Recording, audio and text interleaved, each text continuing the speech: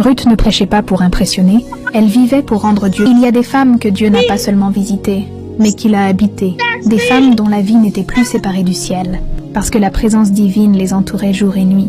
Ruth Heflin faisait partie de ces femmes. Née en 1948 aux États-Unis, dans une famille profondément ancrée dans la foi, Ruth grandit au milieu des prières et des miracles. Ses parents, Wallace et Bella Heflin, étaient missionnaires.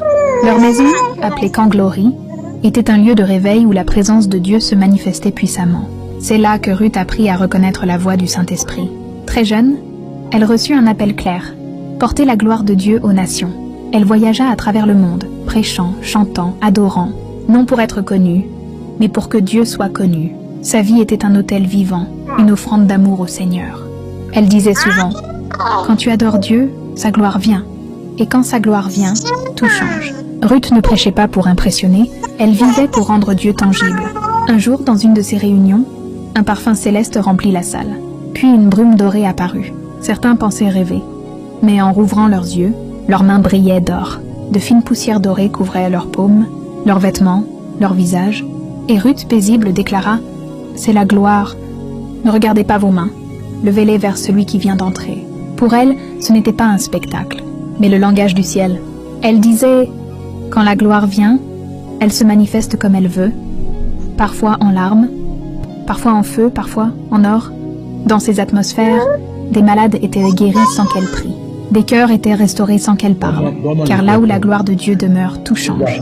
Ruth enseignait un chemin simple. Loue jusqu'à ce que la présence vienne. Adore jusqu'à ce que la gloire descende. Et quand elle descend, reste là. Pour elle, la gloire n'était pas une émotion, mais une dimension où le ciel touche la terre, où les impossibles deviennent possibles, où les âmes brisées trouvent la paix. Elle disait encore, « Dans la gloire, tu n'as plus besoin de supplier Dieu. Tu n'as qu'à exister, et tout vient à toi. » Elle avait compris que le secret n'est pas dans la performance spirituelle, mais dans la présence constante du Saint-Esprit. Aujourd'hui encore, ses chants et ses livres portent cette atmosphère de paix et d'onction. Ruth Heflin n'est plus là, mais la gloire qu'elle portait continue de vivre. Et à travers son histoire, Dieu nous rappelle que sa présence n'est pas réservée à quelques-uns, mais à tous ceux qui le cherchent de tout leur cœur. Alors que tu écoutes ces paroles, peut-être ressens-tu cette paix douce, ce frisson dans ton âme.